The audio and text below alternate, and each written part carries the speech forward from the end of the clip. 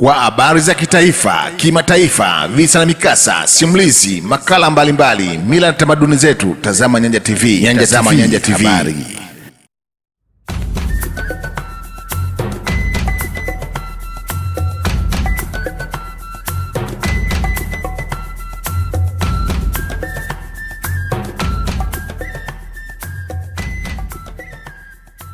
Jioni hii tumekamilisha kikao chetu cha siku mbili cha nchi wanachama wasiofungamana na upande wowote kwenye maeneo ya kisiasa, lakini kiuchumi na jamii. Lakini kwenye uchumi bado nchi wanachama tumesisitizwa uwekezaji kwenye viwanda, uwekezaji kwenye kilimo, uwekezaji kwenye maeneo yanayoweza kuboresha uchumi na hasa kuhamasisha wafanyabiashara walioko ndani ya nchi kujenga mahusiano na mataifa mengine, kuwa na vikao vya pamoja vya kibiashara kwa lengo la kuinua uchumi. Hili linawezesha nchi wanachama kujijenga kiuchumi zaidi. Tunapokwenda kwa jamii, maazimio ni kwamba jamii sasa iendelee kuhamasishwa kushiriki katika shughuli mbalimbali za kijamii za kujenga uchumi, kulinda ulinzi na usalama kwenye maeneo yetu, lakini pia pale panapotokea tatizo basi tuhakikishe tunalimaliza wenyewe ndani kabla hatujatoka nje, ili kuweza kuimarisha uwezo wa kutatua matatizo ya ndani ya wanachama wenyewe. It's good that this movement has been going on. We have the capacity to solve many of these problems if we cooperate among themselves, because remember we have been saying that wealth comes from producing goods and services and selling them. Now that means three things. Number one, investment to produce the goods or the services. A factory, a hotel, a transport business, that is either good or service produced. And we can cooperate here. Those people with some surplus capital can invest in our countries, and we produce goods and services, which means that the NAM governments must create conducive atmosphere for investments to take place. Now, once you produce a good or a service, then the next challenge is who buys what you produce.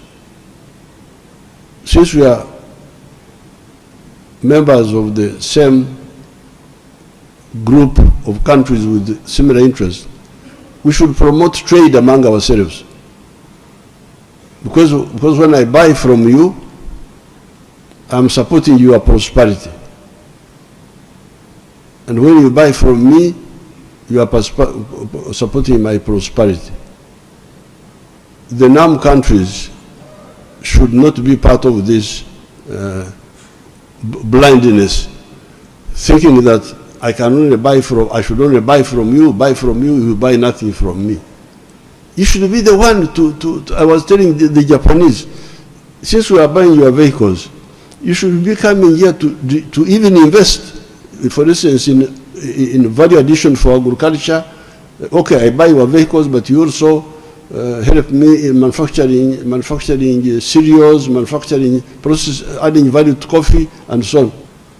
Now, finally, for our brothers and sisters from outside Africa, I want to mention to you that Africa has got huge potential. So therefore, I want to share this with our brothers from other parts of the global south, plus China, that Africa is now becoming more and more, it has always been, but is becoming more and more area of opportunity. In the past, it was a source of raw materials, a little bit of also market, but now it has everything. We are moving backwards in achieving the Sustainable Development Goals. People are going hungry. Communities lack access to health care, clean water, electricity, and proper sanitation. Families are struggling to make ends meet without social protection and safety nets, and children are denied education. Developing countries need resources to overcome these challenges. And this requires immediate debt relief and rechanneling unused special drawing rights. It means reforming an outdated, unjust, and unfair global financial system that favors its founders, mostly rich countries, and has proven unable to provide a global safety net, in particular to developing countries in distress. And at COP28, countries operationalized the long-awaited loss and damage fund to support those countries most vulnerable to the devastation wrought by climate change.